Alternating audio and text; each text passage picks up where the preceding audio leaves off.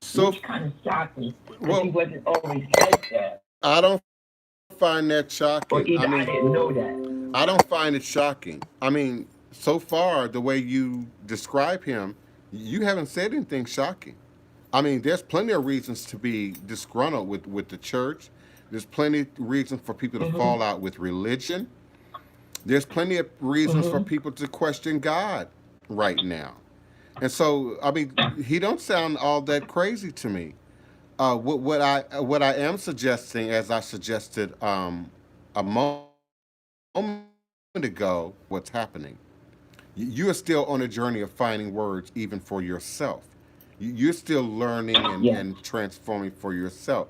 So that makes it very hard for you to explain to other people something that you can't fully explain, or put into words for That's yourself. true. So, you can't force the Mm-hmm. documentaries on them. You can't, well, hey, come here, make them sit down and watch, you know. But you can continue to watch them for yourself, read the books for yourself, gain a better vocabulary and way of communicating culture and religion and spirituality, Okay. and bringing new ideas to them. And you'll see the growth. You'll see them change. I use my mom as an Okay. example. There was a time I couldn't talk about anything. I couldn't talk about crystals. I couldn't talk about nothing. Meditation. To most Right. Pentecostal evangelical Christians, all of that is witchcraft and black magic and wicked. So over time, I agree. it took time. It took over 20 years, of life experience, of the two of us growing individually and separately in our lives. I found out over time that, my mama was watching certain things on TV that I never thought that she would watch, when I did the Big Frida reality TV show. And called my mom to tell her about it. I didn't expect her to know who Big Frida was. I didn't expect who these people were. So be Mm-hmm. forgiving. Allow your family some space to to be wrong, but to also be wrong and then grow and then be exposed to information that allows them to grow and improve from that point. But you can't judge them if you're not doing the work. You've got to do the work. I Um, understand. I know from my own experience, I couldn't Um, explain voodoo very well in my 20s. And so people mm-hmm. still wouldn't get it. It would still digress into an argument. It would still become a religious challenge with Mm-hmm. people. It took years of study and practice to find my words and my finesse, so to speak, where I can talk to people about voodoo right now and it not escalate into a free for all. Mm-hmm. And see, earlier you was even talking about homelessness, and I was thinking of a brother. Mm-hmm. I believe he's actually staying with a cousin right now, but he's not stable. He doesn't have a stable place to stay, but he created this problem. And I reached out to him recently because he drives Uber.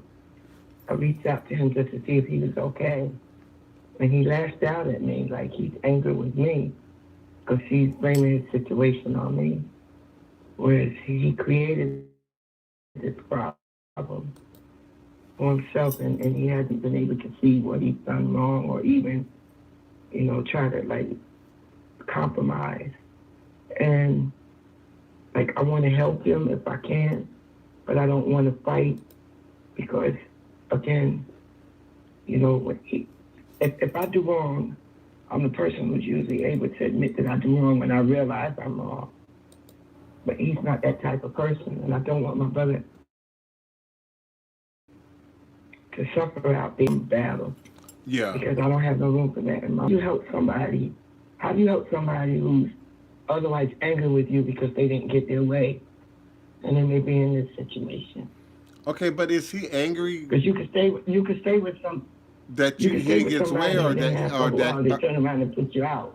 Is he angry that he didn't get his way, or is he angry that you did not help him? No, I think he's angry because he didn't get his way because he actually was in charge of my mother's estate for a period of time, and he was like selling properties and just plundering the money. And I had to go to court, and the court ended up giving me in charge of the estate, and I had to go and pay back, back taxes and a whole bunch of other things, plus pay attorney fees. So because he's no longer in control of the situation, he's angry at me because the court gave me control to try to pull everything back together. And it's been a burden, to be honest with you. Mm-hmm. But at the same time, I didn't create his situation because the situation was there from before he even came back to my state. Yeah, what you're trying to avoid right now, beloved, is becoming a part of the problem yourself. And I hesitated just then because you may already have become a part of the problem yourself inadvertently. And what I mean by that is you definitely don't want to become the enabler. That's someone who helps someone to maintain a condition that's not good for them. Because Right. helping somebody out sometimes is not the answer to fixing their problems. It's just a shortcut Okay. to the next problem. It's just a shortcut to the next crossroad. Okay. Um, Sometimes, Mm-hmm. people have to learn. People have to grow up. People have to Mm-hmm. mature. If they're not handicapped, if they're not, gravely disabled, if they're not a child, uh, God and the goddess expects us to grow and to mature and sort of take responsibility for ourselves. You become a Mm-hmm. problem when you create a codependent or continue to feed a codependent relationship with him. And that's Mm-hmm. again being the rescue woman, the fix it woman, coming to the rescue, but he doesn't and is not required to change or to grow or to improve. So you become part of the problem, and not in an entirely good way. You're now not helping. You may even be feeding the problem by giving Mm-hmm. money, or by helping. Particularly if we were looking at drugs, Well, alcohol, some other kind of well, issues. he pretty much told me he pretty much told me to back off, and I did because I realized he was just bitter. But you can't say that I didn't try to find out about him. I don't want to enable him because I don't have the room in my life for that. I've been down that road too long. Yeah, you You know. send your love, be supportive. Blog Talk Radio, we might get cut off because we running out of time, but give me a moment. I have to answer the door. Uh,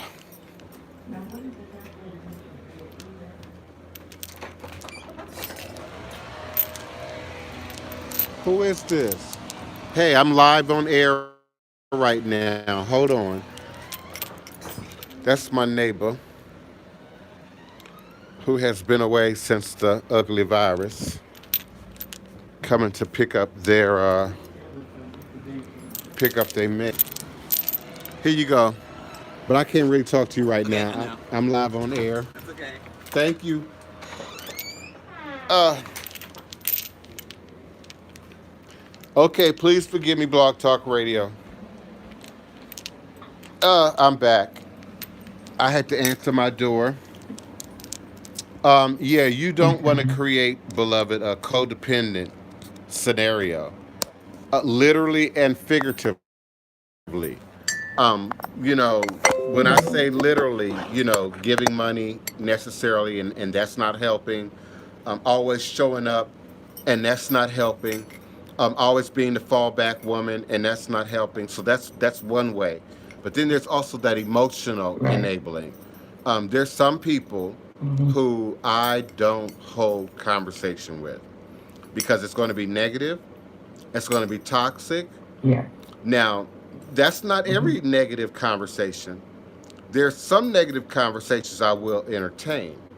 But if I deduce, and I can deduce in a matter of seconds, that you're not going to hear me or listen or benefit from my Mm-hmm. comment, then I'm not going to say anything.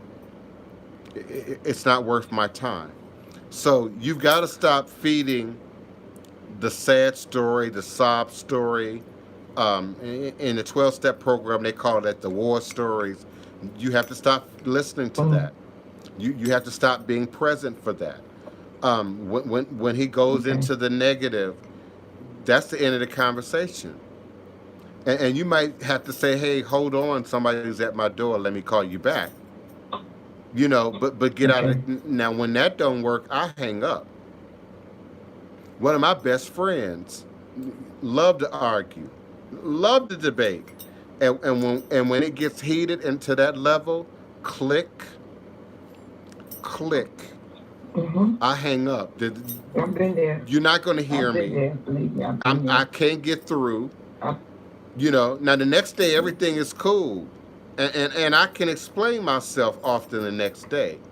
I then can say, okay, I hung up on you at the point when the conversation, and you said, and I can usually take that person back, but you can't do that with everybody. mm-hmm. That's why me and that person are still friends. But you can't, even a nurse, a doctor, a therapist, the jailhouse, you cannot help anyone that Mm-hmm. does not want to be helped. Period. If they're not ready to grow, I if they're agree. not ready to I agree. evolve, if they're not ready to change their scenario, no amount of help from you, no amount of assistance from you, Mm-hmm. no amount of Mm-hmm. emergency money from you, it's going to help that person to move forward. In fact, it can delay the process of them getting in touch with their true self, their true identity. Mm-hmm. You could actually be delaying that. And I'm a strong supporter of women. So be clear about what I'm getting ready to say next.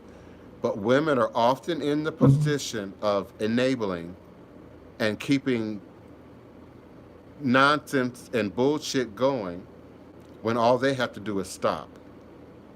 When all they have to do is say no. When all they have to do is pull out, pull away, leave the situation. And often it's at that point that, you know, they hit their rock bottom. The guy gets his Mm-hmm. retribution. The guy gets his karma. Now there are some cases where it don't look that way at first. You Mm-hmm. stop dealing with it, and then they sort of go on, and all of a sudden they seem to be happy with the next person, and that's just an illusion. If they don't address their Mm-hmm. issues, the issues follow them. Follow them. I know, Carla. Mm-hmm. I digress for a moment because you talking about your family member, but just now I No, was but what I you was said, also no, you didn't digress. okay. You didn't digress. I You was actually also confirmed. speaking to women who are listening. You actually confirmed. You actually Yeah, confirmed. So you who actually confirmed. because there's some women who are listening who are putting up with the same scenario, but it's their man, it's their husband, and he has become codependent. Mm. He has become a problem, you know, and you have to learn to say no. You have to learn to say no. And you'd be amazed at how Mm-hmm. people, both men and women, sometimes will really change when they're backed in a corner, when they have to, when they don't have any choice. It's very few people who go that fire, and then find it comfortable and sort of stay there. When you see the wino on the street, or you ask, how do you become homeless, but then stay there for a decade, for Yes. 20 years, for 30 years.